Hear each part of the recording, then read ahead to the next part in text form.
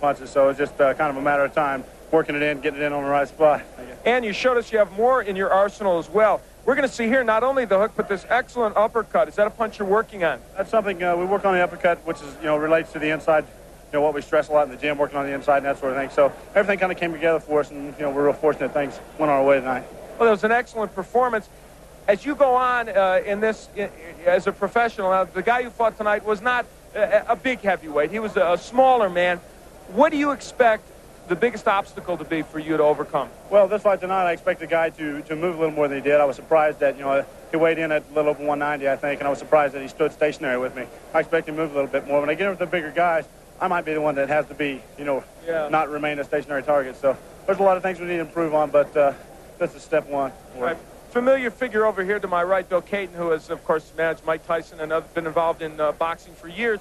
Bill, when you look at this young man, what's your realistic goal in terms of a timetable for him? About 2 years before he can challenge for the title. He'll be moved along very slowly. He's doing 6-round fights. His first 8-round fight will be in December. It's an undercard of the Duran-Leonard fight. He's going to be fighting in Jacksonville on the 19th, isn't he? Yes, in 2 weeks. He'll be fighting in Jacksonville, also on the same card with Ray Mercer. All right, so you think a 2-year timetable is realistic? That's what we're figuring on. All right. Congratulations to you on a big win, Tommy. Excellent. David Jaco, 21 wins and 16 losses, but of his 21 wins, 18 of them have been by knockout, so you know that he's got some power. Yeah, and I took this fight on ridiculously short notice. I mean, really short notice. Yeah, I mean, he was sitting around the pool this morning, I think, yeah. wasn't he? And it doesn't look like he's been in real hard training.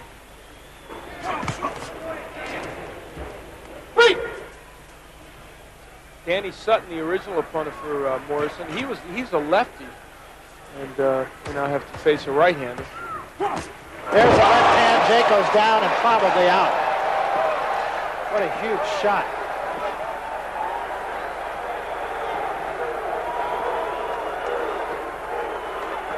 That's it. Well, the Morrison left hook, which is a good one. First punch he threw. I guess we'll have to wait for a tabulation by our punch profile. Not really the first punch. What do you have, 3 for 6? 3 for Was 6, that it? 50%. Yeah. That's not bad. It's a high percentage rate. And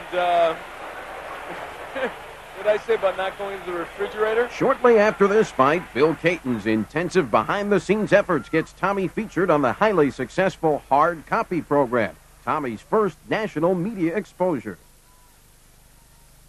Tommy the Duke Morrison comes to boxing naturally. He's related to John Wayne, whose real name was Marion Morrison. Now boxing big shot Bill Cayton is grooming Tommy for a shot at heavyweight champion Mike Tyson. And it could be the grudge match of the century. He's the best-known champ since Muhammad Ali. Explosive, powerful, dangerous. At only 25 years old and undefeated in 36 fights, Iron Mike Tyson seems unmeltable. He has been the youngest heavyweight champion in history, and he may go on to become the oldest heavyweight champion in history.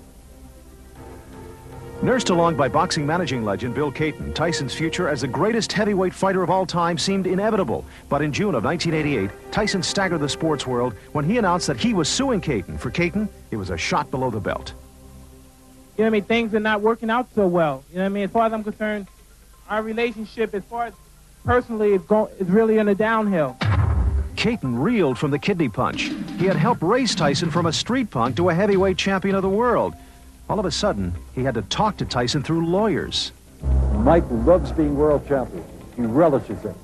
It's going to be tough for him to give that up. It may never happen, but Tommy Morrison is on the way to becoming a truly competitive opponent, just like his granduncle in the movies.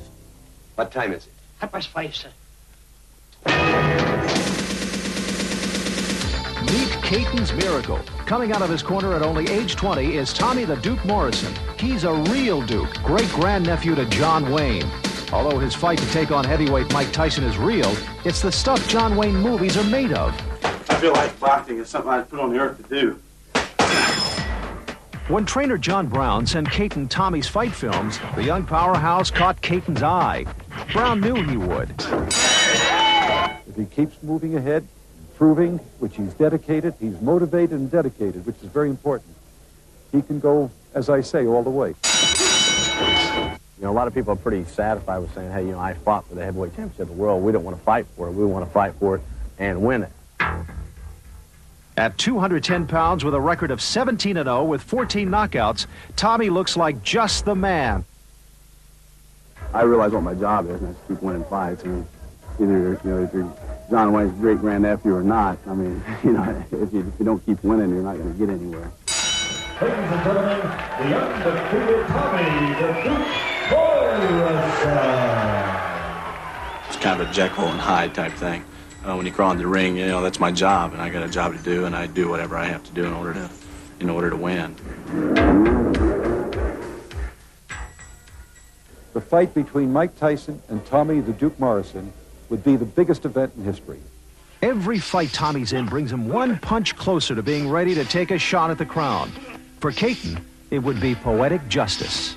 I don't think Mike Tyson is as hungry now as he was 2 years ago. Give him 2 more years.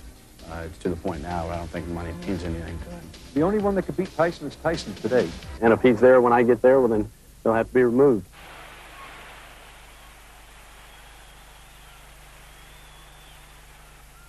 Although the great-grandnephew of the legendary John Wayne, the original Duke is not Tommy's favorite actor. He's not one of my favorite actors. Elvis Presley is my idol. Now, shake hands and come out fighting.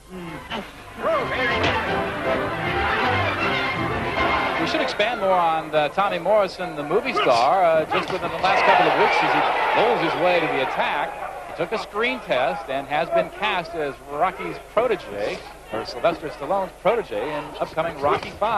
They're excited about that, and he will actually be filmed next Thursday in his bout at Kemper Arena in Kansas City against Charles Hostetler. Interesting. Talk about life imitating art. Yes, absolutely.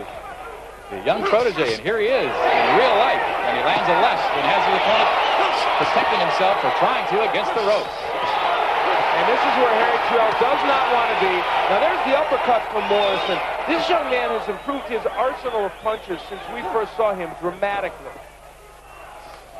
You see him using the jab a little bit more. There's a left hook, and down goes Terrell. An excellent counter left hook from Morrison. That shows you the improvement of this young man. That is his big weapon, and Terrell trying to shake it off. Here we go. Harry Terrell, a veteran, holding on now. 3 knockdown rule in effect. Terrell trying to survive this first round. He's got 43 seconds to do it. Again, Morrison looking for the uppercut. He used it effectively earlier. Missed with the right hand. Just missed. Well, Harry Terrell said, I didn't come here to lay down. I came here to fight. And he is fighting, but he's also getting blocked by that Morrison left hand. But you know what? Harry Terrell has reddened the nose of Morrison. He's landing some punches, but he just is absorbing too many power shots from Morrison. Well, those 38 years may come into play in a hurry at 227 pounds. Oh, big right hand! If he gets up, I'll be the most surprised person in the Coliseum. This fight should be over. Val Munoz should stop this fight. He got to his feet, but he stopped the fight. Another first-round knockout for Tommy the Duke Morrison. This young man continues. He's excited this crowd, as you can see. Ladies and gentlemen, referee Al Munoz reaches the count of 10 at 2 minutes, 59 seconds of the very first round. The 11th time this gentleman has had a first-round KO. His record now, 18-0, 16 KOs. The winner, Tommy the Duke Morrison.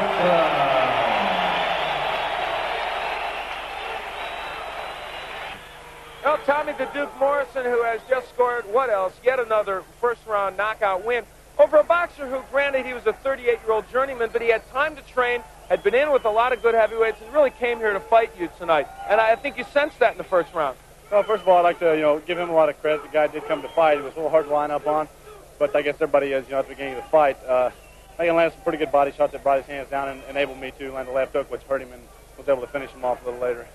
Tommy, though, the thing in that first round that I thought was impressive was you were using literally every punch you have, the uppercut, the left hook, and ultimately the overhand right as well. Well, that all comes together. We do a lot of hard work in the gym. We try to focus on doing things right. And obviously the uppercuts, the overhand rights, the left hooks, and all that, when it comes together, produces a good thing for us all. Well, it produced a good thing for you, and we're going to take a look at it. Not such a good thing for Harry Terrell. An overhand right. Pretty good weapon here. Well, my brother's famous for throwing those. That's the first time I've ever thrown one. Is that right? I might throw that again. I don't know. Well, you did land a good right in one of your last fights, kind of a semi-overhand right, not as looping as that one that landed. These fights where you're winning early are exciting the crowd. Would you like to go a couple more rounds in one of these fights just to get the feel for things and maybe get into going a little bit longer? Well, I think as we step up in rounds, you definitely step up in competition, and that will come soon enough. At this point, we're just trying to learn with every outing, being able to step out of the ring having learned something. And tonight, I think I learned how to throw an overhand right. So we're looking forward to the tougher opponents, and I'll keep training and concentrate on doing things right, and I think we'll be successful. And I can't let you go without asking you about your movie career. You're going to be in Rocky V. You have really an extensive role which you did a screen test for.